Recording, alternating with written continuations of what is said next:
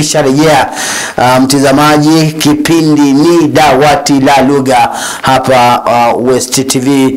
Siku zote mwelekezi ni Hiran Mugaiza, alafu nina hapa mwalimu Brian, mimi ni Omsungu Mike. Mtazamaji, awamu ya pili imekwisha ngoa nanga, tunakwenda hadi saa 6.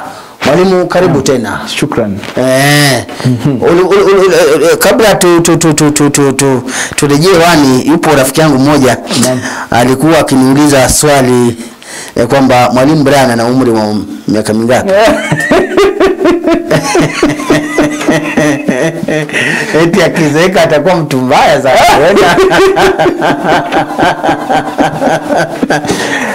Tayari nimezeeka. Sasa ubaya wangu unapanda polepole. Nimeshazeeka, aseme nikizeeka tayari nimeshazeeka. Nafikiria anarejelea habizo. Karibu mwalimu wa ya pili. Asante. Naam. Leo umetuandalia nini pale? Tunazungumzia utahini wa nguu za jadi.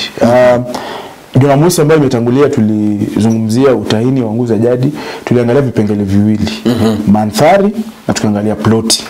Leo hii pia vile tunajikita katika utahini wa nguu za jadi, lakini kitu kingine tofauti. Turejelee pale pa mandhari na ploti, labda wakumbushe tu watu kwa ufupi. Mandhari ni nini, ploti ni nini? Mandhari tulisema ni environment, lakini katika muktadha wa fasihi tulisema ni mazingira ambamo kazi ya fasihi hujitokeza. Ndio mandhari. Mazingira ambamo kazi yote ya fasihi, si kazi ya fasihi andishi pekee. Kazi yote ya fasihi, iwe fasihi simulizi, iwe ni kazi hata studioni, hapa ni mandhari. Hayo ni mandhari. Kisha ploti tulisema ni jumla ya matukio katika kazi ya fasihi. Kwamba kazi ya fasihi ni nini tunaweza tukapata katika kazi hiyo ya fasihi, ndio ploti. Ama unaita plot development katika Kiingereza, in literature. Naam. Vizuri. Kwa hivyo leo umesema kwamba tunaenda wapi? Leo tunazungumzia utahini, na katika utahini wa bado nguu za jadi nitazungumzia mambo fulani. Jambo la kwanza ambalo nitazungumzia ni mtindo au namna ya kuchanganua mtindo. Kuna maswali ya mtindo ambapo unachanganua mtindo katika kazi ya fasihi. Kuna mbinu ishi. Baada ya vipengele vya kimtindo, kuna mbinu ishi. Mbinu ishi ni kama kwa mfano zikuza eleza mikakati. Tuseme kwa mfano upo katika ndoa ambapo mke ukupiga. Alafu katika kupigwa kule wewe unaishi vipi? Kwa sababu mkeo bado unaishi naye na anakupiga. Kwa hivyo tukieleza eleza mikakati anayochukua mhusika katika kuhakikisha kwamba tahadharisha na mapigo ya mkewe. Hiyo ni mbinu ishi. Iwapo wewe ni mtu ambaye una matatizo fulani, kwa mfano una kazi, na katika kutokuwa na kazi matatizo ambayo yamekuwa yakikumba ni ukosefu wa ajira. Je, unajihusisha vipi na swala hili la ukosefu wa ajira? Ni mbinu ishi. Eleza mikakati unayochukua ili kujiendeleza katika maisha. Kana na matatizo ambayo yanakumba, mbinu ishi. Kwa hivyo leo tutaangalia mbinu ishi, vipengele vya kimtindo vile tutaangalia athari za ufisadi katika jumuiya ya nguu za jadi. Je, jumuiya ya nguu za jadi ni jamii ambayo imehusishwa kwa kiwango kikubwa sana na ufisadi. Je, ufisadi huu unaathiri vipi jamii au jumuiya ya nguu za jadi? Kwa hivyo tutajikita pale, lakini sitakuwa nafanya hivyo moja kwa moja. Tunataka tusaidie wanafunzi ndipo waelewe kwamba utahini unakaa vipi. Kwa hivyo leo hii tutazungumzia masuala yote, lakini kwa njia ya kuhusishia utahini. Kwa hivyo tutakuwa na maswali mawili ambayo tutakuwa tunarejelea. Swali la pili na swali la tatu. Sehemu ni ya riwaya ya nguu za jadi. Kwa hivyo mwelekezi akiwa tayari ataturushia swali la kwanza, kisha tuanze pale kwa kumfaa mwanafunzi. Na mwanafunzi ambaye anatazama haswa mwana kidato cha 4, iwapo hautachukua muda wako na upitie haya maswali na sisi vizuri na uwe makini, basi na kuhakikishia kwamba utakuwa unapoteza mengi. Sitaki kukuambia kwamba una shida, lakini nakuhakikishia tu kwamba mimi huwa makini sana unapofika hapo mwalimu. Kwa sababu gani jamani? Kwa sababu mimi nimejaribu kumtahadharisha mwanafunzi ndiposa awe makini, na mtahadharisha ni kama natumia mawaidha na usia, kutahadharisha na kuelekeza wanajamii kuhusu masuala fulani. Swali ndilo hilo. Sehemu ya riwaya Profesa Clara Momanyi Nguza Jadi, jibu swali la pili au tatu. Kwa hivyo inamaanisha kwamba swali ambalo linafaa kutekelezwa pale ni swali moja. Maswali ni mawili. Huwezi jibu maswali mawili kutoka sehemu moja. Ndio maana naambia jibu swali la pili au la tatu. Kwa hivyo hapo utashughulikia swali la pili, la tatu utashughulikia. Lakini la tatu sisi kwa sababu tunakuelekeza tutaangalia maswali yote mawili. Sheria kali za nchi zilipitishwa kuhusu mihadarati. Sumu hizo zilikuwa tisho kwa usalama na ustawi wa nchi. Lakini sheria hizi ziliishia kwenye mabuku ya serikali. Biashara hiyo ikazidi kunoga. Vijana wengi wakawa wanapoteza maisha yao. Aliwekea fedha alizovuna katika biashara hiyo haramu kwenye majumba ya starehe na anasa. Alikuwa na vilabu vingi vilivyotapakaa mjini. Katika vilabu hivi biashara za kila aina zilinoga. Vilabu vingine viliwameza vigoli wa mji usiku na kuwatapika asubuhi. Ukiangalia vizuri kuna sehemu pale tumeachiza. Vijana wengi wakawa wanapoteza maisha yao dukuduku. Zile alama za dukuduku pale inaonyesha kwamba kuna kauli tumeacha. Tutakuwa tunaangalia ni kitu kipi kile. So la kwanza nasema changanua mbinu za kimtindo katika dondo hili. So la pili eleza athari ya ufisadi kwa kurejelea jumuiya ya Nguza Jadi. So la kwanza ni changanua mtindo katika changanua mbinu za kimtindo katika dondo hili, na ba eleza athari ya ufisadi. Eleza athari ya ufisadi kwa kurejelea jumuiya ya Nguza Jadi. Kwa hivyo umeambiwa, wajua wanafunzi wamezoea nini? Wanafunzi wamezoea athari. Akundali si athari, wamezoea ufisadi kama maudhui. Kwamba wakati wanasoma darasani wanapitia matini na wanapewa tu maudhui ya ufisadi kiujumla. Lakini leo hii unaambiwa kwamba ueleze athari ya ufisadi. Kwa hivyo utahini hapo unaona tayari kama nikana kwamba tumejaribu kukuhusisha wewe kwamba kazi uliyosoma je inajitokeza vipi? Athari ya ufisadi ni zipi kwa kurejelea jumuiya ya Nguza Jadi. Kwa hivyo swali la kwanza ambalo nazungumzia changanua mtindo, mwelekezi kama atatudisha swali ni posa tukichanganua wanaona. Tunataka tuende moja kwa moja. Tunaenda kauli baada ya kauli tuone kama iwapo kuna mtindo ambao unajitokeza pale. Sheria kali za nchi zilipitishwa kuhusu mihadarati. Swali ambalo unafaa kujiuliza ukisoma sehemu unasema je, kuna kitu unakiona pale ambacho ni mtindo au la? Sheria kali sumu hizo zilikuwa tisho kwa usalama na ustawi wa nchi. Sumu, neno sumu haumaanishi sumu. Kuna kitu wanarejelea. Kwa hivyo mbinu ya kwanza pale ni jazanda au stiari, na unaandika sumu kurejelea nini? Mihadarati. Mihadarati ndio sumu sasa.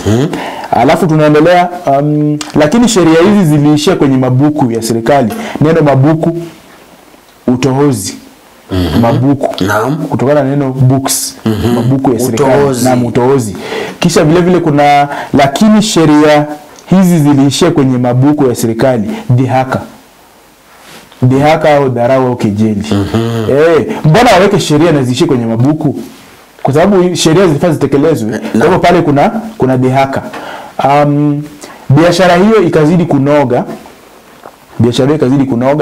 Vijana wengi wakawa wamepoteza maisha yao dukuduku. Kwa hivyo ukiona dukuduku pale ni mdokezo. Kuna mdokezo pale.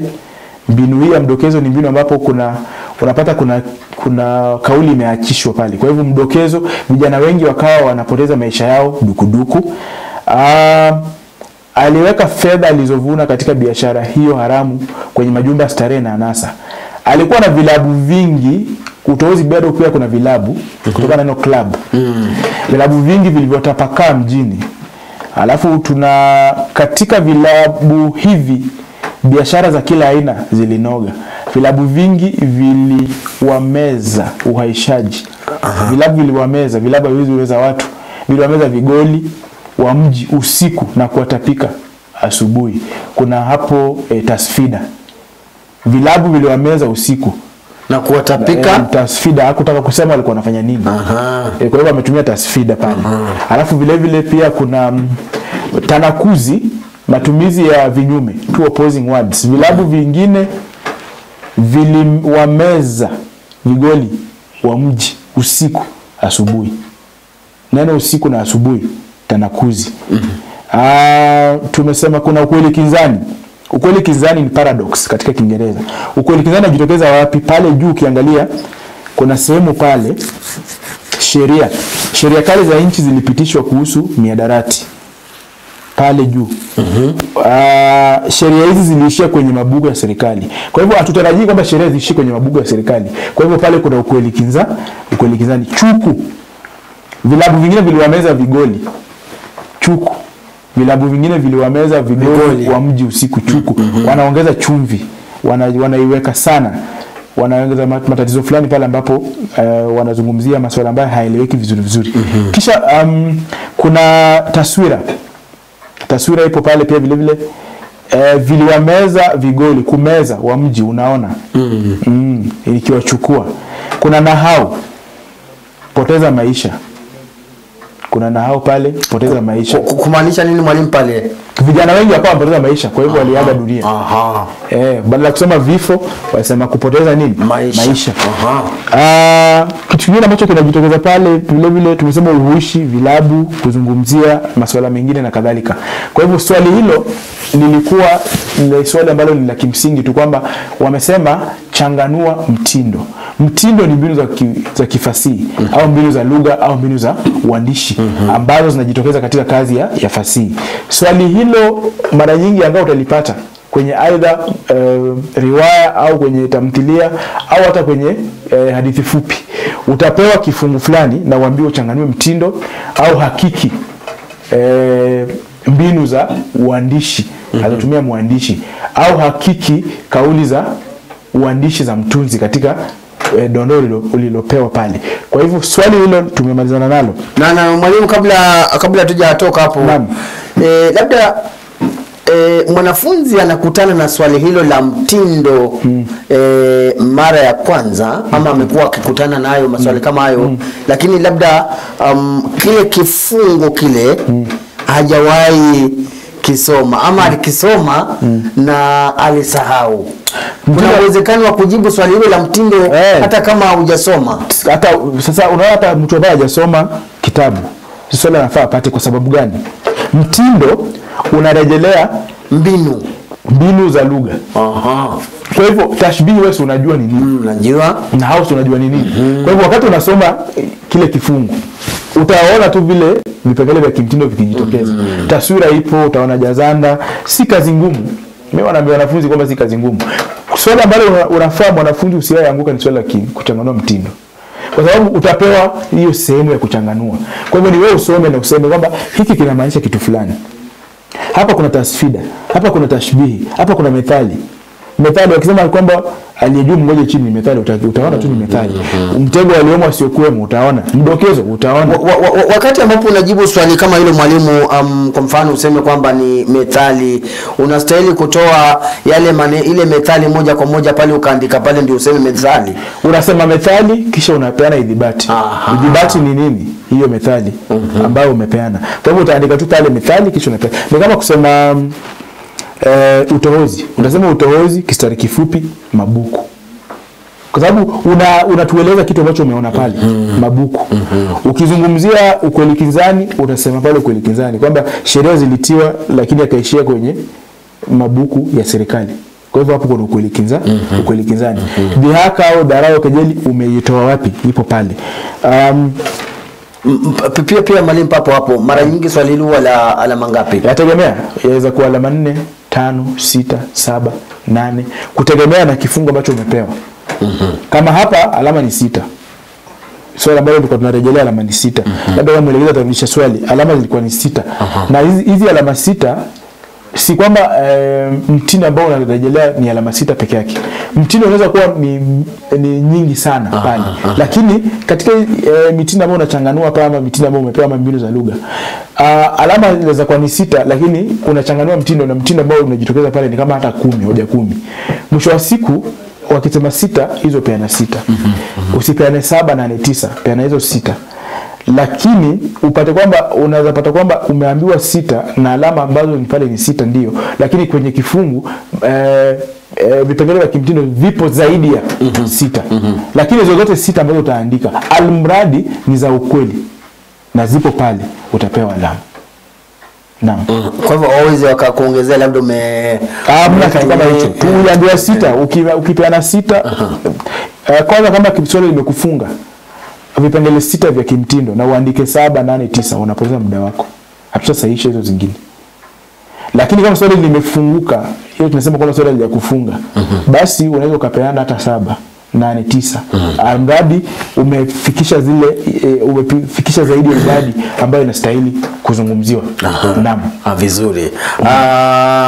Umesema swali la pili. Swali la pili pale.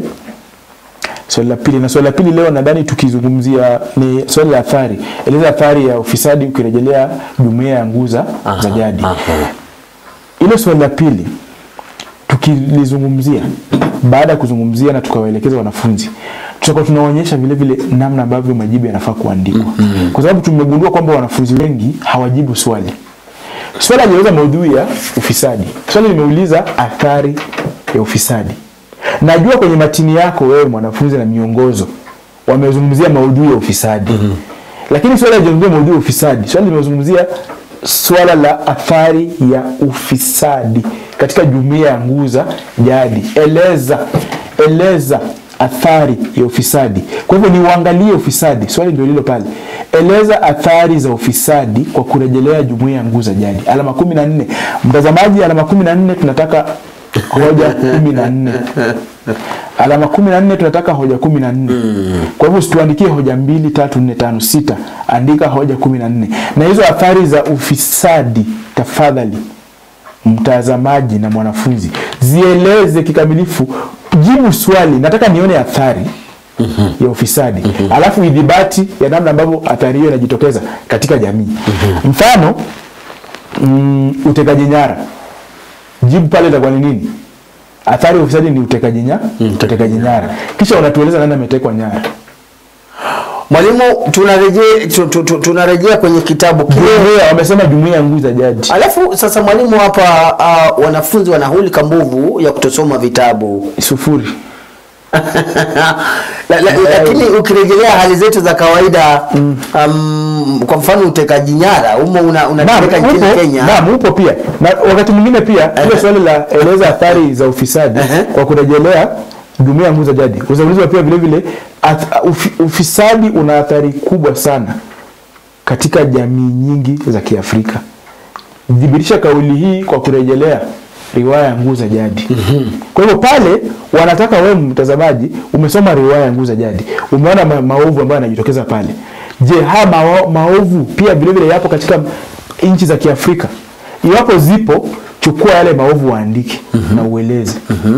Kwa mfano kusema utekaji nyara, unasema kwamba wapinzani wa kisiasa wanatekwa nyara. Mfano Lonare anatekwa nyara na Mtemi Lesule. Sasa tunarudi tunasema kweli ukiangalia Afrika, je, viongozi wa kisiasa wa upinzani wanatekwa nyara? Ndio wanatekwa nyara. Na je, kwenye jumuiya ya nguza jadi imejitokeza kwamba kuna kiongozi ametekwa nyara? Ndio. Nani alitekwa nyara? Unamtaja. Naam. Kwa sababu ya muda ndio tusijirudie sana. Ningependa mwelekezi nimempatia wale majibu. Ya ile swali. Wewe leo nataka nimsaidie mwanafunzi. Nimeamua kwamba nitakuwa mzuri. Ndio nisiapizwe. Nataka kuwa mzuri ndio nisiapizwe. Kwa hivyo tunataka tuwaelekeze wanafunzi namna ambavyo majibu yanafaa kuandikwa. Utaona pale nimeandika pale vizuri sana madhara ya ufisadi. Kabla sijaanza kuandika, nimeanza na madhara ya ufisadi. Kisha ukiangalia vizuri hoja zangu nimeorodhesha. Utaona hoja ya kwanza, ya pili, ya tatu, ya 4, 5 na kadhalika. Kisha katika hoja yangu nimekoleza, hiyo sema wao nimekoleza. Utaona nimepeana athari ya ufisadi kisha nikaeleza. Mfano madhara ya ufisadi ya kwanza nimesema watoto kutapika au kuendesha au kudhoofika kiafya. Hiyo ni athari. Je, hii athari ilitokana na nini? Sagilu anatumia ushawishi wake kuleta maziwa yaliyoharibika nchini kinyume na sheria. Hivyo watoto wanaendesha na wengine kudhoofika kiafya. Kwa hivyo unaona ni athari, the effect. Mbona lazima tena vile vile lazima ikuwe inazungumzia ufisadi. Pale kuna ufisadi kwa sababu gani? Alifaa kushikwa, hakushikwa. Alileta maziwa ambayo imetiwa kemikali ya sumu, hakushikwa. Baada yake athari yake ni nini? Watoto wanatapika, wanaendesha na wanadhoofika kiafya. Zao la athari ya ufisadi ni kwamba alifanya hivyo kinyume na sheria na kuchukuliwa hatua. Kwa sababu gani? Yupo karibu na Mtemi Lesulia. Utekaji nyara.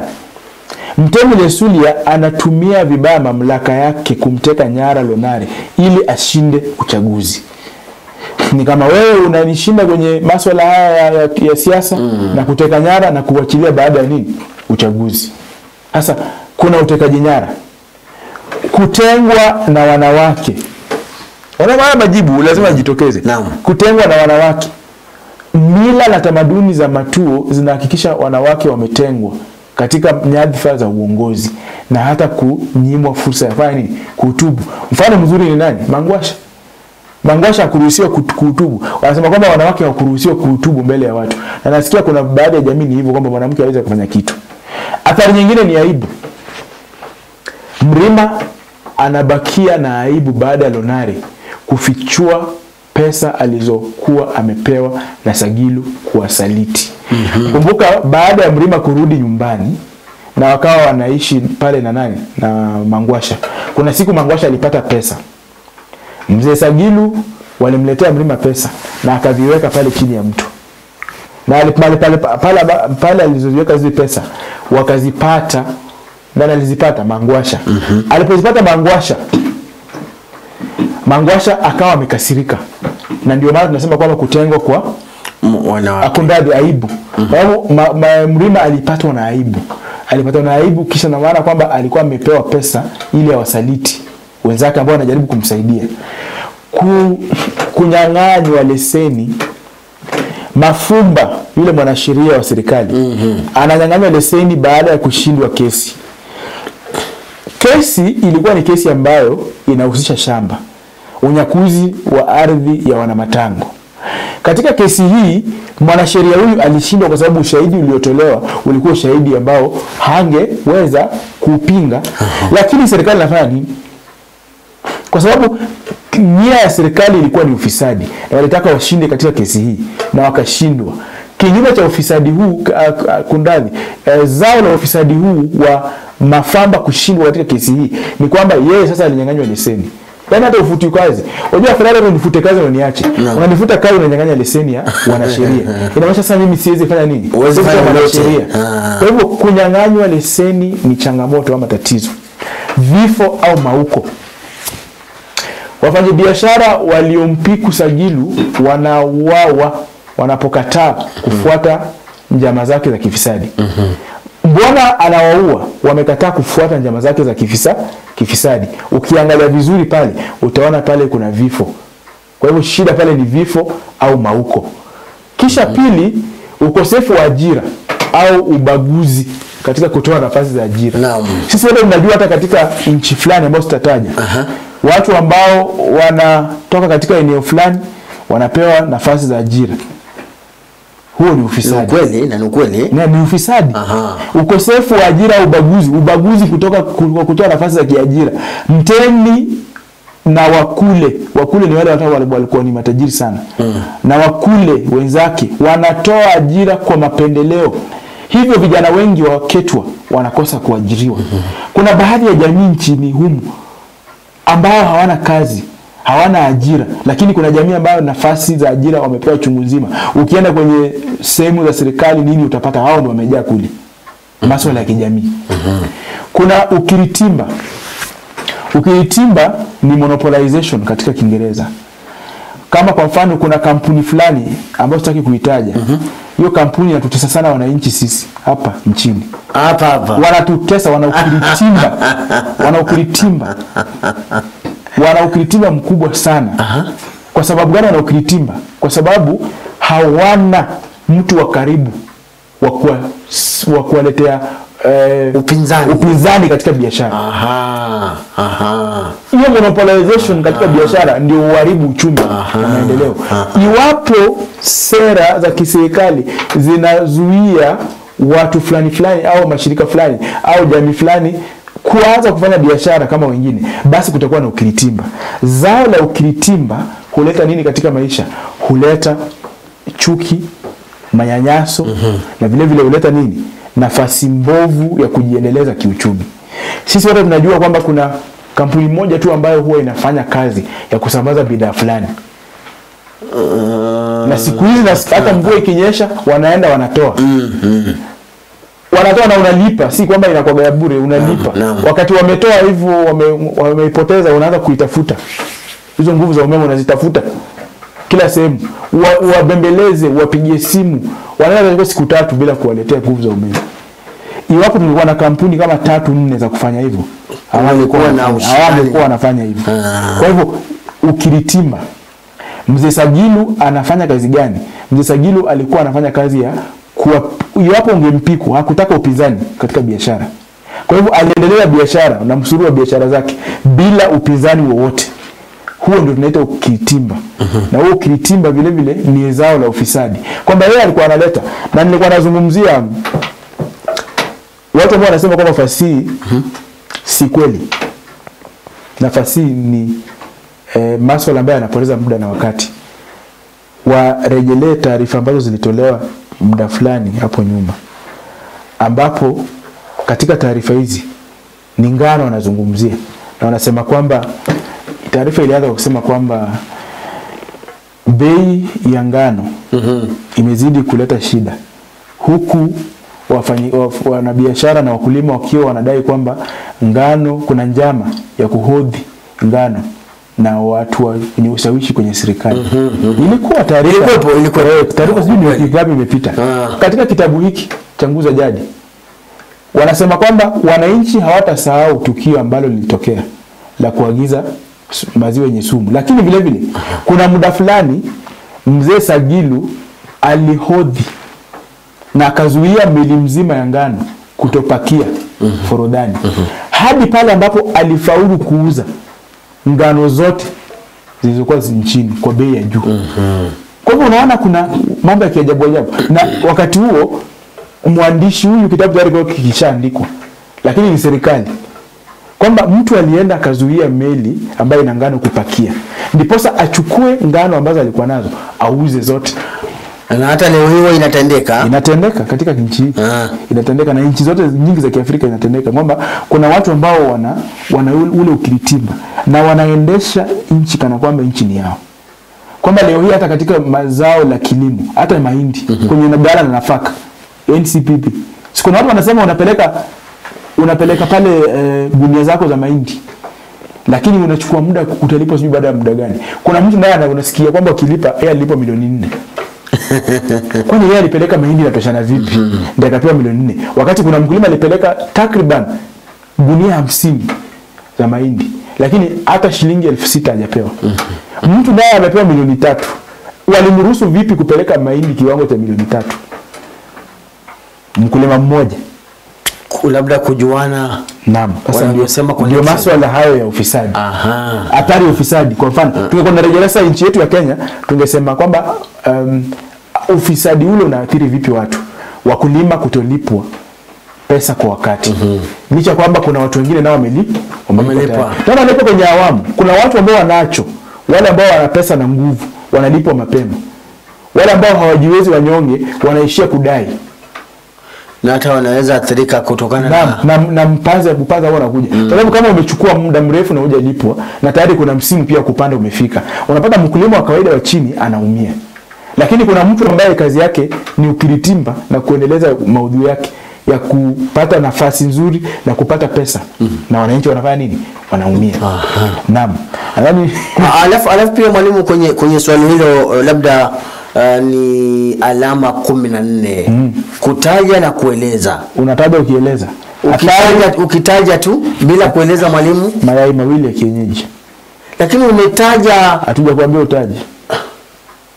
Tunasema eleza. Swali nasema eleza. Alafu tunarudi kwenye swali tuone kama nadanganya. Swali limesema eleza. Eleza athari ya ufisadi. Kwa hivyo wamekwambia eleza athari ya ufisadi katika jumuiya ya Nguza Jadi. Mbona wewe unataja athari? Tunataka athari ya ufisadi ujitokeze na utueleze wahusika ambao wanaendeleza athari hiyo ya ufisadi. Kwa sababu lazima utoe idhibati kwenye kitabu. Hatutaki kwamba ionekane kana kwamba tunatoa maneno fulani kwenye dhana zetu tu na fikra zetu. Haya masuala ambayo tunarejelea yapo pale kwenye kazi hii ya anyway, labda mwelekezi aturudishie yale majibu kwa dakika kama 2 ama 1 ili watazamaji wazidi kuzipitia tukijiandaa kwenda kwa swali la pili. Wakati wa kufutwa kazi, hiyo ni hatari. Kukwepa kulipa ushuru, hiyo ni hatari. Sagili na wenzake walikuwa walipi ushuru. Watu kufutwa kazi, Mangwasha anafutwa kazi. Kwa sababu gani? Yeye ni mketwa. Uharibifu wa mazingira, matajiri wanachimba migodi na mchanga na kuchopa kupachaa kunradhi eneo tambarare. Baada ya kufanya nini? Kuwahonga viongozi. Wala sasa ufisadi. Athari ni kwamba mandhari na mazingira yanaharibika. Lakini viongozi wamefanya nini? Wamekula hongo na rushwa, wameyafungia macho. Ghasia katika uchaguzi, Mtemi Lesulu anawaonga vijana ili wazue rabsha katika uchaguzi. Na tumeona hivi vitu vikitokea. Vingi sana. Rabsha ambazo zinatokea katika uchaguzi. Vingi sana. Huwa ni watu wamewatuma. Si watu wanakuja tu, vijana hawana muda huo. Akija hivyo azue rabsha amelipwa. Unyakuzi wa ardhi, kijana hizi toka tu nyumbani ataenda kuzua rabsha, haiwezekani. Wakija kuzua rabsha wanakuwa amelipwa pesa fulani. Kwa hivyo viongozi wanaharibu. Unyakuzi wa ardhi pia ni athari. Nazia na Mbwashu wanatumia vibaya ushawishi wao kunyakua ardhi ya Matango. Na tuliona Wanatango wakichomewa makazi. Ndiposa ardhi ichukuliwe ama itwaliwe na nani? Na Mbwashu na pamoja na nani? Na Nanzia. Ukimbizi wa ndani kwa ndani. IDPs. Tuliona 207 hapa. Ilitendeka. Naam. Na hapa vile vile kuna ukimbizi ndani kwa ndani. Ardhi ya waketwa inaponyakuliwa wanahamia wapi? Wanahamia kuishi kanisani. Na Mangwasha pale na wenzake kama wakimbizi. Kisha vile vile kuna ulanguzi wa matumizi ya mihadarati kwa sababu ya ufisadi. Ngoswe anaendeleza biashara ya nini? Ya ulanguzi wa mihadarati. Ngoswe ni nani? Mtoto wake Mtemi Lesulu. Lakini mtoto wake Bafumbo. Lakini babake rasmi tulijua ni nani? Babake rasmi tumesema ni Mzee Sagilu. Lakini kitabu kikianza Ngoswe anafaa kuwa nani? Mtoto wa nani? Mtemi Lesulu. Kwa hivyo watazamaji, tukizungumzia ueleze athari fulani au swali limeuliza kuhusu kitu fulani, majibu ambayo huwa tunatarajia yanapaswa kuandika kwa njia ambayo unaona sasa hivi kwenye kiwambo chako. Yaani unataja kisha unatoa maelezo kutoka kwenye kitabu ama idhibati. Na unaona hoja unaandika zaidi ya 10. Na unaona kama kwa mfano wamesema madhara ya ufisadi. Lazima utafute ya madhara. Na ndio maana tunasema kwamba lazima usome kitabu uelewe. Kwa sababu Matini amezungumzia ufisadi, hayazungumzia madhara. Sasa ni wewe unafaa kufikiria hayo madhara yanayoletwa na ufisadi pale ni yepi? Hoja tumeandika hoja ngapi? Tumeandika takriban hoja 10 na ngapi? Na 8. Lakini bado mengine yapo, sikupeana yote. Mengine yapo zaidi ya 20. Japo hoja wanataka alama 10 na ngapi? Na 4. Kwa hivyo mtazamaji, tafadhali tunataka kwamba ukitoka hapa, tukitoka katika kipindi hiki uwe mtu ambaye amebadilika. Hatutaki masuala ya watu kuumia kila wakati. Tunataka wanafunzi wote wanufaike na mwisho wa siku jamii nzima isonge mbele. Kwa sababu elimu ndio taa, gizani huzagaa. Hebu rejelea, elimu ni taa, gizani huzagaa. Swali la 3 ambalo swali letu la pili, kwa sababu sehemu hii ilikuwa na maswali mangapi? Mawili. Na swali la pili hilo nadhani ni swali ambalo sasa ni la kimsingi sana. Hiyo swali la 3. Hiram kama yupo tayari. Ambalo ni la pili. Naam, ndio hilo hapo. Tulikumbuka swali lilikuwa nasema jibu swali la pili au la 3. Sasa lile lilikuwa la pili, la 3 ndio hili. Ndugu zangu, lazima tupiganie kilicho chetu. Tumeanza kufunza Gen Z tena ile tabia. Ndugu zangu, lazima tupiganie kilicho chetu. Lazima tujifunze kusema hapana. Asiyeweza kusema hivyo bila shaka atakuwa fukara maishani. Msikubali kuenda popote mtakapoelekezwa. Matango ndiyo makao yetu, yenu kundani, na ndipo mtakapoishi. Swali la kwanza, eleza muktadha wa dondo hili. Swali la pili, msemaji wa maneno haya ni mwana mapinduzi. Wamezoea kupewa sifa. Tayari mnakupatia, wamezoea kuulizwa sifa. Tayari hapo unakupatia sifa moja. Na nakwambia dhibitisha kwa hoja 4. Kwamba udhibitishe kwamba huyo mtu ambaye anazungumza ni mwana mapinduzi. Eleza mikakati anayochukua msemaji. Kumbuka ni msemaji na ana wenzake pia kwenye kitabu. Eleza mikakati anayochukua msemaji wa maneno haya au na wenzake katika kupigania haki na ukombozi katika nchi hii ya Matuo. Eleza mikakati anayochukua msemaji na wana Matuo wenzake kupigania haki zao kwa kurejelea riwaya ya Nguu za Jadi. Mikakati. Hiyo swali ni alama 12. Kwa hivyo hoja ni ngapi? 12. Swali la kwanza ni mtu anaodondoa. Unafaa tuambie ni maneno ya nani? Eleza mtu anaodondoa. Ndugu zangu, nani alisema haya maneno? Kwa hiyo tayari ashasema ndugu zangu. Tayari hapo kuna mtihani umepewa. Umekupatia leakage. Ndugu zangu. Kama umesoma kitabu ndugu zangu utajua tu ni nani alisema ndugu zangu. Haya ni maneno ya Lonare. Lonare anawahutubia umati. Umati huu pamoja na Lonare walikuwa nje ya kanisa. Hii ilikuwa ni kwa sababu gani? Hii ni baada ya nani? Hii ni baada ya Mbwashu, Nanzia na Chifu Mshabaha na walinda usalama kukuja pale na kuwaambia kwamba wataletewa msaada wa mahema. Kwa hivyo Lonare alikuwa anawaelekeza kwamba wapiganie haki zao, warudi kwenye ardhi ya matango walipokuwa, kwamba pale ndio kwao. Msemaji wa maneno haya ni mwanamapinduzi. Kwa hivyo tayari ushajua ni Lonare. Kwa hivyo Lonare ni mwanamapinduzi. Je, ni nini ambacho kinaonyesha kwamba ni mwanamapinduzi? Kwenye ukirejelea kitabu kwa sababu tayari ushajua ni mwanamapinduzi. Je, ni nini kinadhibitisha kwamba Lonare ni mwanamapinduzi? Ukirejelea kitabu anasema pale kwamba tukipiganie kilicho chetu. Sasa hata hapo tayari kuna hoja ya kwanza. Unasema tu Lonare anawahimiza Waketwa wapiganie kilicho chao, wasikubali kunyanyaswa. Hiyo tayari ni hoja. Anaenda mahakamani. Anaenda mahakamani kupinga. Kwa hivyo anaongoza Waketwa kwenda mahakamani kupigania haki kuhusu nini? Ardhi yao ambayo ilifanya nini? Ilinyakuliwa. Huyu nani? Lonare. Lonare vile vile ni mwanapinduzi kwa sababu gani? Anapigania kiti cha mtemi. Na mwisho alipata kiti cha mtemi. Akatoa yule ambaye alikuwa mamlakani. Kwa hivyo kupigania nafasi ya kuwa mtemi na kutafuta nyadhifa au kiti cha mtemi ni pia vile vile mbinu inaonyesha kwamba yeye ni nini? Ni mwanamapinduzi.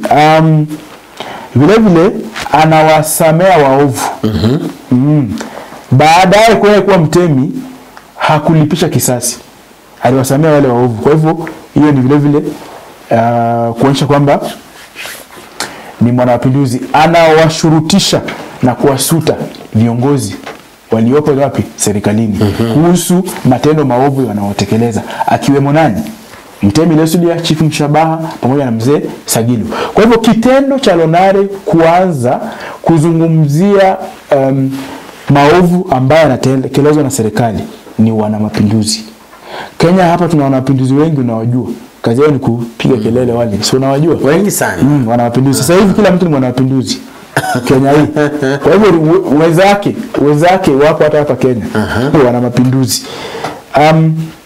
Swali ambalo linafuata sasa linasema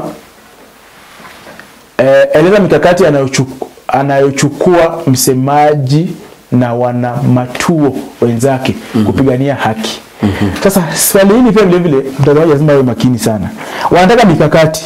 Kwa hivyo lazima tuonyeshe mikakati ambayo amefanya. Na sasa mimi nauliza wale wanafunzi ambao wamezoea kumatini, sijui mikakati watatoa wapi.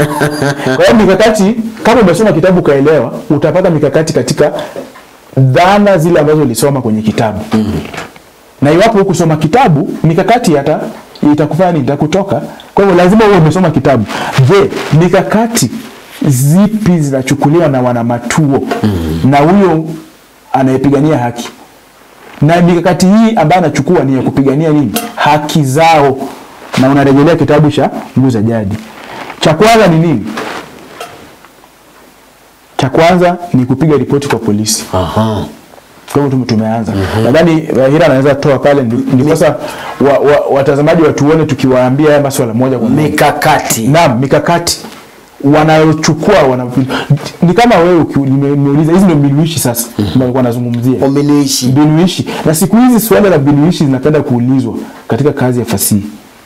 Mfano wewe uko katika ndoa unapigwa kwenye ndoa, nimesema pale unaulizwa mikakati ambayo unatumia ili kujikwamua kwenye matatizo ambayo yanakukumba. Moja, kama unaomba pengine unasema ni kuomba Mwenyezi Mungu. Kama kuomba inajitokeza, si kama unatoka kwa akili yako. Kwenye kitabu je aliomba? Unapojiuliza hilo swali. Pili, kutafuta kazi. Je, mtu alitafuta kazi? Sasa hapa wamesema huyo ambaye tunarejelea ambaye ni Lonare pamoja na wenzake walikuwa wengi. Wanafanya nini wote sasa ukiweka pamoja? Mikakati zipi wanatumia ili kujiendeleza ama kujikwamua kutoka kwa matatizo ambayo yanawakumba? Nimesema moja, kwenda kotini au kwenda mahakamani. Baada ya Nanzia na Mbwashu kutumia njia zilizostahili kuchukua ardhi ya Rabatango, Lonare na wenzake akiwemo Mamba wanaenda wapi? Kotini au mahakamani ili kutafuta nini? Ukweli na haki. Kwa hivyo unaona hata Kenya mahakama watu wanakimbia kwenye mahakama. Japo mara nyingi hayawasaidii. Ukiona maeneo kidogo hivi mahakama. Nimeona wengi wamekimbia mahakama lakini ikaisha vilivyoisha. Kwenda mafichoni. Lonare anaamua kwenda mafichoni kwa siku kadhaa. Baada ya maisha yake kuwa hatarini. Unaamua unaenda mafichoni. Unarudi. Kuna wakati fulani kuna kiongozi fulani alienda mafichoni. Akarudi akaambia waliowawei. Nakumbuka. Mbom kila mahali. Sasa hivi vitu vya kawaida vinajitokeza. Si unakumbuka huyo jamaa aliyetoka? Kuna vile kulia. Kulia tu. Unalia tu. Hiyo pia ni mbinu. Kwanza ile kwa wanadada, hata kwenye kitabu hiki ni mwanadada. Kulia tu. Mambo yanapozidi, Mangwasha anaamua kulia tu. Kutoa dukuduku la moyo. Naambiwa pia kwa mfano kwamba sisi wanaume tunakufa kwa haraka sana kwa sababu hatutoi dukuduku za moyoni kwetu. Sisi tuna watu kitu kama kimetukwaza tunajifanya tuna roho ngumu.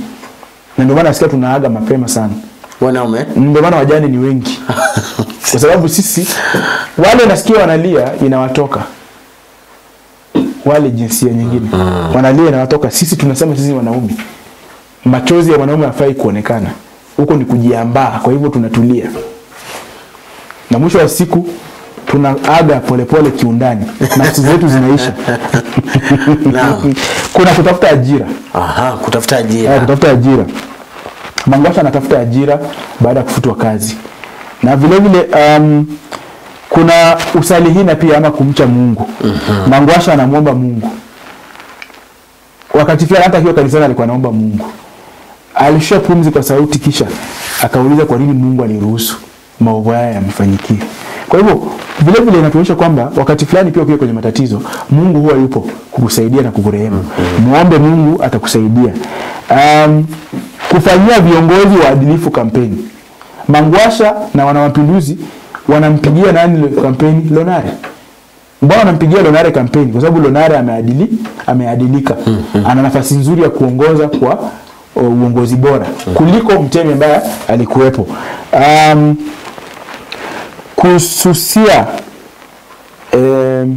Kususia hongo. Kukataa kabisa. Mangwasha alipewa vishawishi na Mtemi Lesulia akupitia Mzee Sagilu ambaye alikuwa anataka kumpatia pesa ili amchumbie, akakataa. Kwa hivyo kuna kukataa ushawishi. Na nilikuwa nauliza kama wanadada wetu wanaweza kataa pesa. Kina dada? Kwetu hapa Kenya. Si rahisi. Hawezi.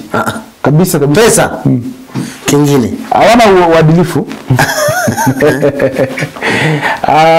Kuna vile kuasi familia. Unazaamua tu unaasi familia. Ngoswe anaasi babake na kujiunga na Lonare. Mbona baba yake ushaiona mtoto anaasi babake anaunga mpinzani wa babake? Nishawaiona. Wanatendeka kabisa. Na mara nyingi ukiona wanafanya hivyo ni machungu anayo. pengine huyo baba yao anajionyesha huku nje kwamba yeye ni kiongozi, lakini katika familia si kiongozi. Kuna vitu fulani anafanya pale ambavyo havi. Lakini pia mwalimu, pia si vizuri mtoto kuasi baba kama mzazi. Ni vizuri. Ni vizuri? Katika kitabu hiki alaito ngelijua kitu ambacho kilifanyika ni vizuri. Nataka usikize vizuri hapa. Huyu jamaa anaitwa Mtemi Lesulia. Anaongoza kwa mkono wa chuma. Kauli zake zinachukuliwa kama sheria. Anaendeleza mtandao wa ufisadi na matatizo pale katika nchi hii ya Matuo. Kando na pale, huyu kiongozi Mtemi Lesulia amewaweka watu wa ndani wake karibu ambao wanakandamiza wananchi. Mtemi Lesulia ana rafiki ambaye ni Mzee Sagilu ambaye kazi yake ni kunyemelea viota vya wengine. Hakuwa anamuona mtu na mke mzuri, lazima angemchukua. Chukua mke wa mtu. Naam, amechukua mpaka wa mtoto wake mwenyewe. Ushaona baba ambaye mchumba wa kijana wake amemchukua akakuwa na mahusiano na yeye. Si vizuri. Imefanyika. Mbona asimwasi? Kwa hivyo inategemea. Mtu kama ni mbaya, kwa kauli moja sisi wote tunamwasi. Tumesema kwamba kuna vile vile kufichua siri. Mangwasha akiwa ofisini mwa Chifu Mshabaha anaenda kwenye saraka ya meza, anapovuta na kupata barua ambayo ilikuwa na stakabadhi ambazo zilionyesha mambo mazito sana, haswa kuhusu ardhi ya Waramatanga ambayo ilifaa kuchukuliwa.